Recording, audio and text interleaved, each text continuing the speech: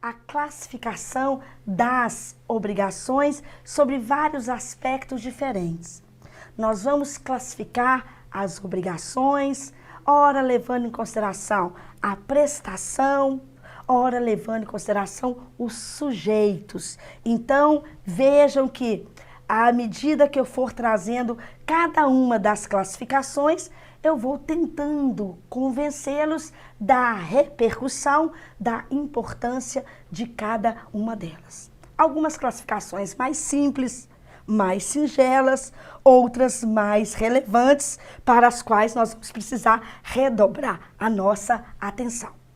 A primeira classificação que eu vou fazer com respeito às obrigações é no que tange à modalidade delas.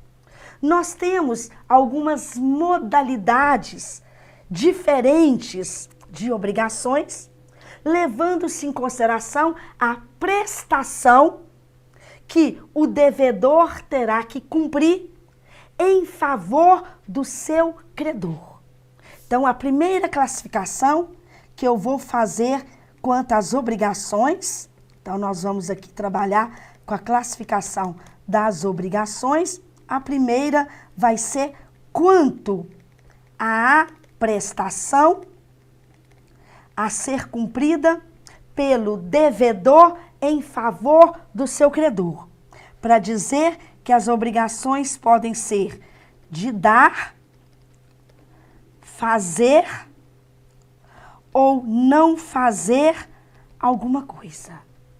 Então, é muito importante sabermos identificar qual é a modalidade obrigacional, levando-se em consideração qual a prestação que o devedor tem que cumprir em favor do seu credor.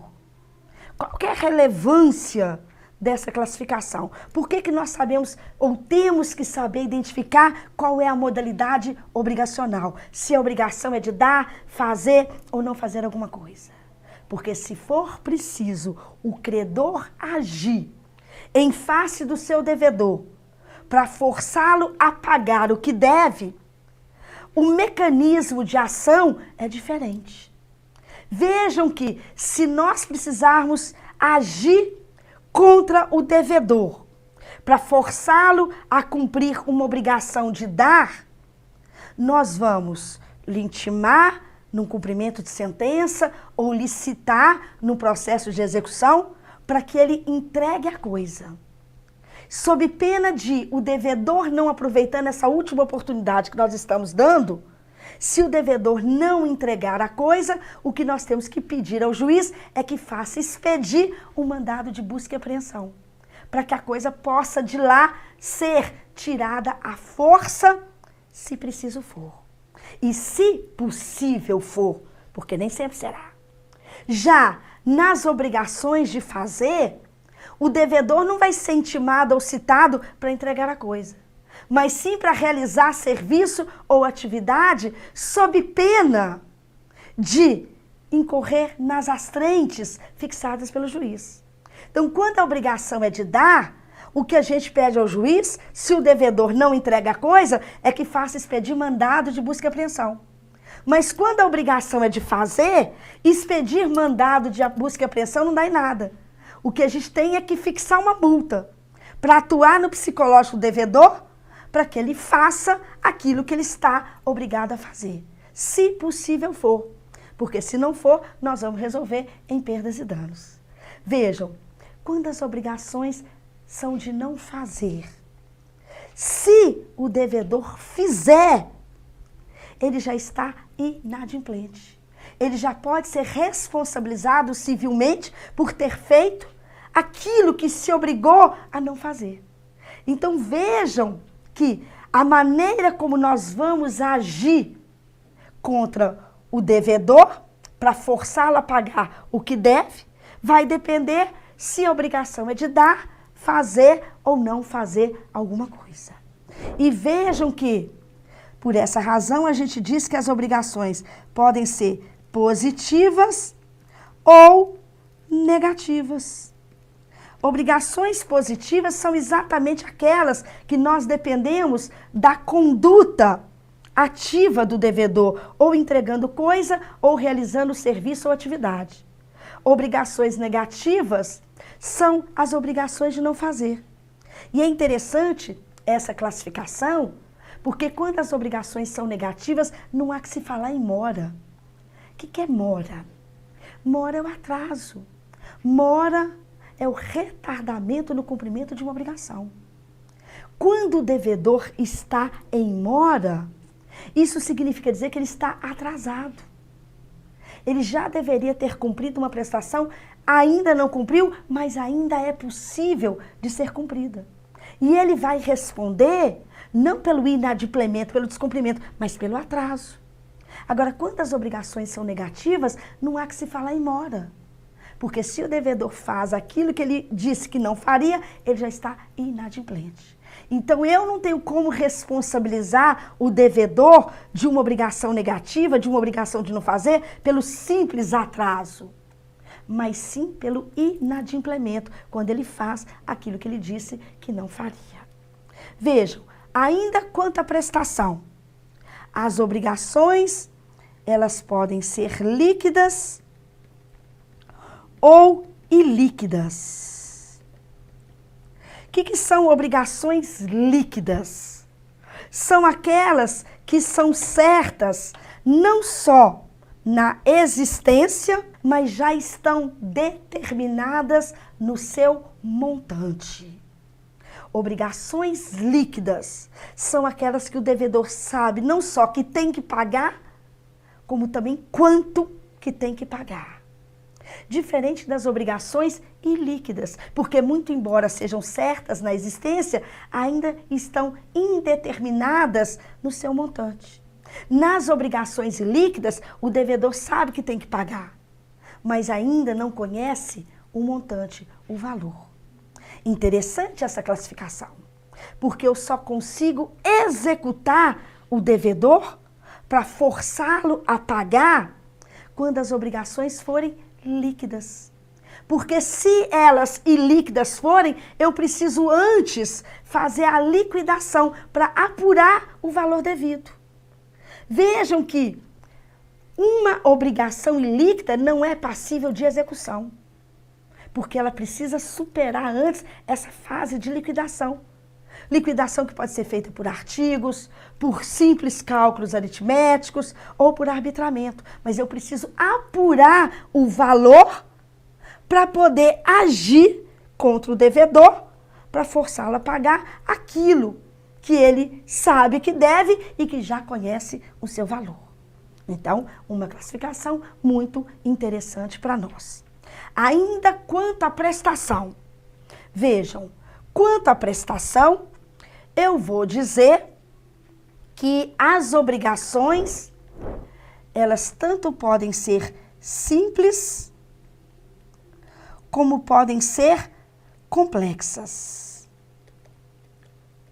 Vejam que é uma classificação que nós estamos fazendo das obrigações, levando-se em consideração o número de prestação prevista para ser cumprida. Nós falamos que as obrigações são simples quando se estabelece uma única prestação a ser cumprida pelo devedor em favor do seu credor. Obrigações complexas, ao contrário, são aquelas que prevêem duas ou mais prestações. E se o devedor tiver que cumprir todas elas, essas obrigações complexas são cumulativas. Por exemplo, mediante a celebração de um contrato de locação, nós constituímos para o locador a obrigação de ceder o uso de uma coisa ao locatário. A obrigação do locador é simples. Ele tem que ceder o uso de uma coisa ao locatário. Mas qual que é a obrigação constituída para o locatário? Pagar os aluguéis e restituir a coisa ao final. Vejam que as obrigações do locatário são complexas. Por quê? Porque nós constituímos duas prestações para serem cumpridas por ele. Tanto de pagar os aluguéis, quanto de restituir a coisa. E ele tem que cumprir as duas. Então, essas obrigações complexas constituídas para o locatário são obrigações cumulativas. Cumulativas porque o devedor, para pagar direitinho, porque quem paga mal paga duas vezes, tem que entregar as duas prestações. O locatário tanto tem que pagar os aluguéis, quanto tem que restituir a coisa ao final. O fato de restituir a coisa não exime de pagar os aluguéis. E porque pagou os aluguéis direitinho, não significa dizer que ele não tem que restituir a coisa. Então, ele tem que cumprir ambas as prestações previstas. Isto porque existem obrigações complexas que, na verdade, são alternativas. Alternativas não porque o devedor tem a opção de cumprir ou não. Não é isso. Se é obrigação, o devedor tem o dever. Ele é obrigado a pagar. Pagar não é uma faculdade, é um dever.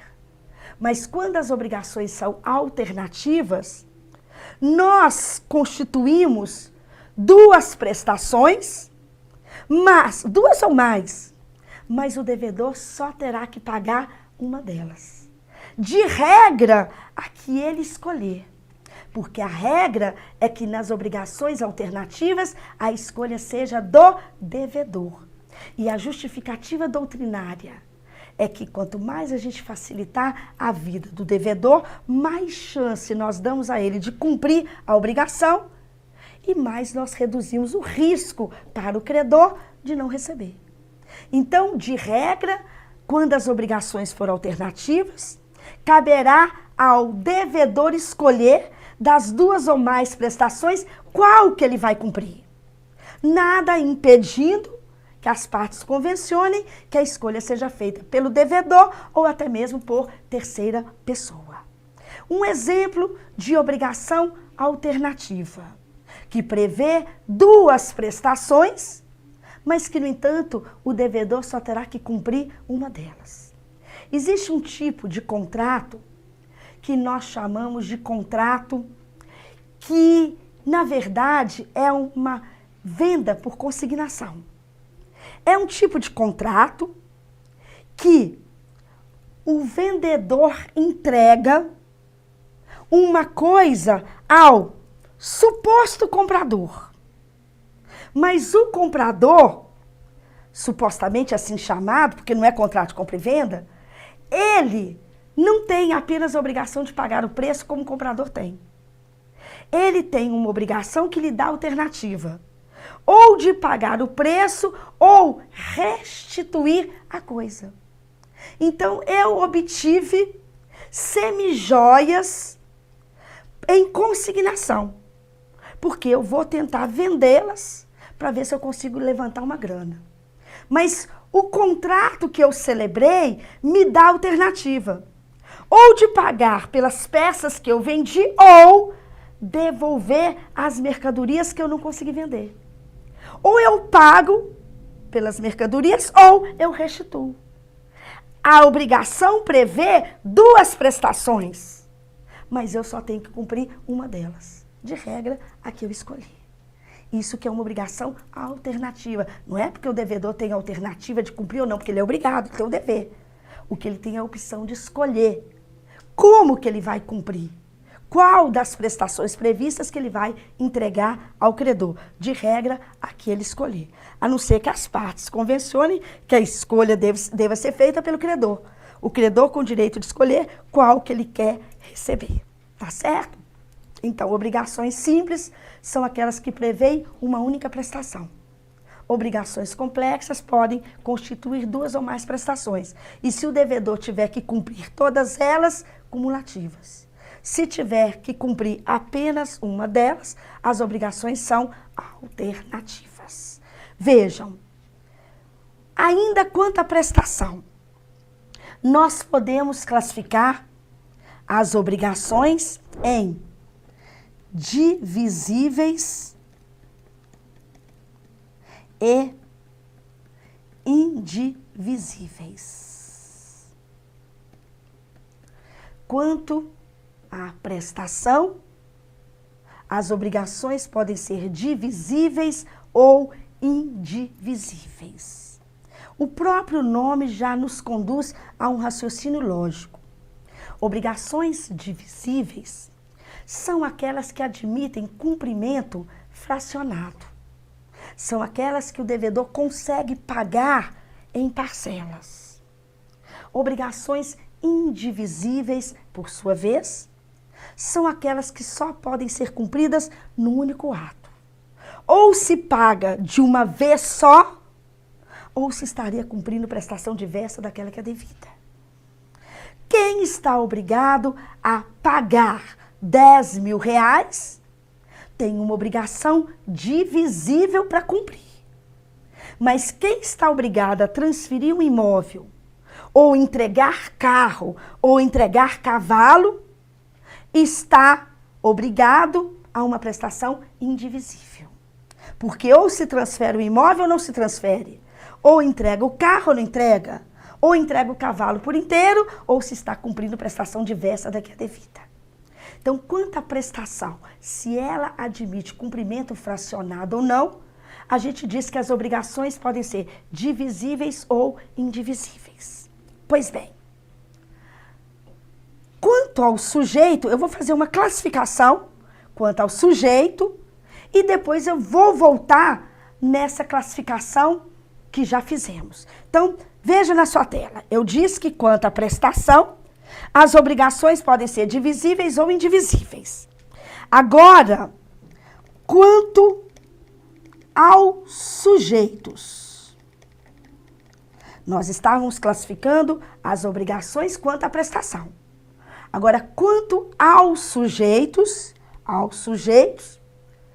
as obrigações podem ser únicas, como podem ser múltiplas. Essa é uma classificação que a gente faz das obrigações, levando-se em consideração o número de sujeitos que figuram no mesmo polo. Toda relação obrigacional necessariamente precisa ter o credor no polo ativo, o devedor no polo passivo. São elementos essenciais das obrigações. Elementos subjetivos, credor e devedor. Todas as obrigações necessariamente terão pelo menos um credor e um devedor. Tem até obrigações que nós chamamos de ambulatoriais, que são aquelas que no momento em que são constituídas, se verifica uma indeterminação num dos polos.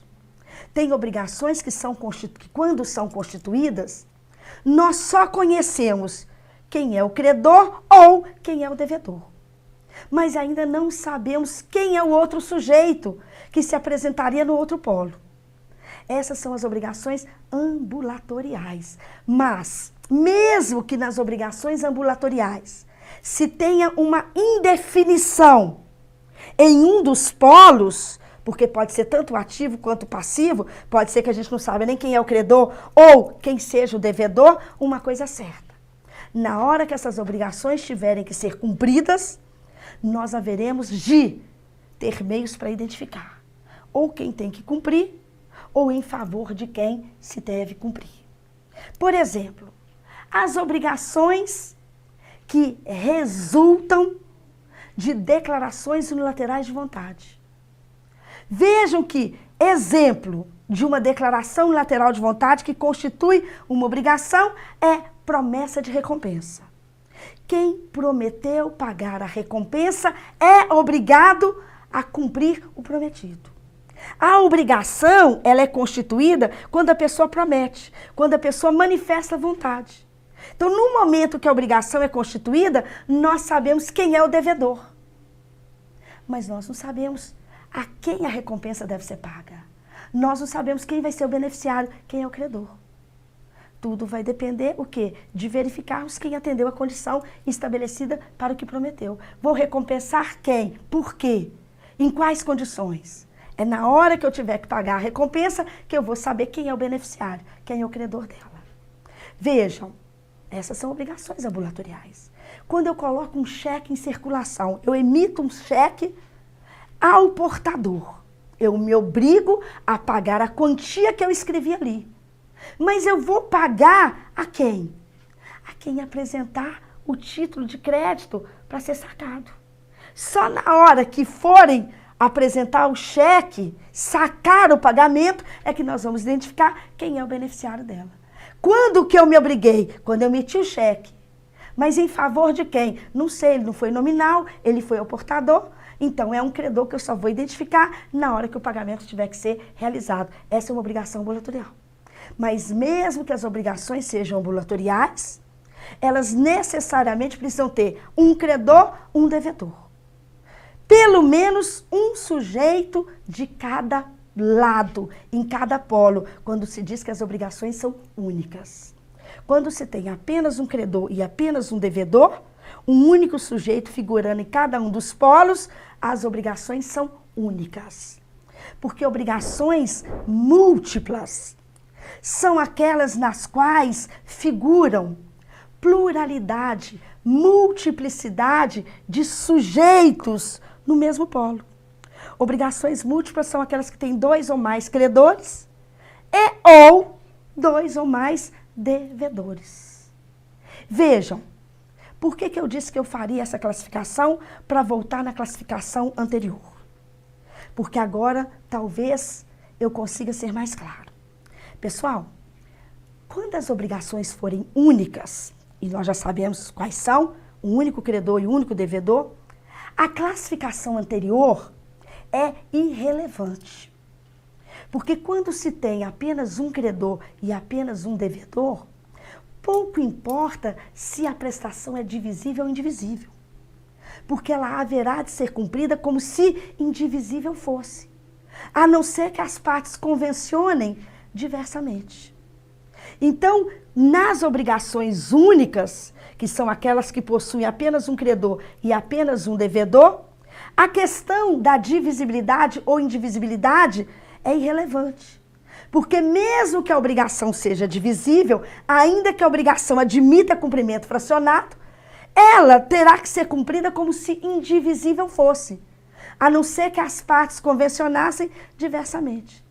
Portanto, se A deve a B 10 mil reais, mesmo que A conseguisse pagar os 10 mil reais em 10 parcelas de 1.000, em 20 parcelas de 500, em 2 parcelas de 5 mil, em 5 parcelas de 2 mil, B não é obrigada a receber assim, se isso não foi combinado. Então, mesmo que a obrigação seja divisível, o credor não é obrigado a receber em partes, se não tiver sido acordado isso com ele. Então, mesmo que a obrigação seja divisível, ela haverá de ser cumprida como se indivisível fosse. Agora, quando se tem obrigações múltiplas, pelo fato de termos vários credores, dois ou mais, ou vários devedores, dois ou mais, a questão da divisibilidade ou indivisibilidade passa a ser importantíssima. Porque é isso que vai determinar quando que cada credor só pode exigir a sua cota-parte no crédito, quando que cada credor poderá exigir tudo. Mudando o polo, quando que cada devedor só é obrigado a pagar a sua cota-parte no débito, quando que ele pode ser compelido a pagar tudo. É só os senhores imaginarem 2 credores de 10 mil e 2 credores de um cavalo. Se são 2 credores de 10 mil, cada um só pode exigir 5 mil. Mas se são 2 credores de um cavalo, cada um deles poderá exigir o cavalo por inteiro. Não porque ele seja credor de tudo, mas ele não tem como exigir meio cavalo. Ah, me paga metade do cavalo. Ou o devedor entrega o cavalo por inteiro, ou está cumprindo prestação diversa. Só vou inverter o polo, para propor que os senhores imaginem 2 devedores de 10 mil, 2 devedores de um cavalo. Se são 2 devedores de 10 mil, cada um só é obrigado a pagar cota parte no débito, 5.000. Mas se são 2 devedores de um cavalo, qualquer um deles pode ser compelido, pode ser obrigado a entregar o cavalo por inteiro. Não porque seja devedor sozinho, mas porque ele não consegue entregar metade de cavalo, metade de carro. Então, vejam, se as obrigações são únicas, a divisibilidade ou indivisibilidade da prestação é irrelevante. Mas quando as obrigações são múltiplas, pelo fato de termos pluralidade de sujeitos figurando no mesmo polo, é isso que vai determinar quando que cada credor pode exigir tudo, quando só pode exigir cota parte no crédito, quanto que cada devedor pode ser compelido a pagar tudo, ou quando que ele só é obrigado a pagar cota parte no débito. Mas tomem cuidado para não confundirem indivisibilidade com solidariedade. Porque, embora os efeitos possam aparentemente ser os mesmos, é uma classificação completamente diferente. Primeiro que para dizer se a obrigação é divisível ou indivisível, a feição é objetiva. O que nós levamos em consideração para classificar as obrigações em divisíveis ou indivisíveis? A prestação, o objeto, se admite cumprimento fracionado ou não. Enquanto que na solidariedade, a feição é subjetiva. Para que as obrigações sejam solidárias, primeiro, elas precisam ser múltiplas.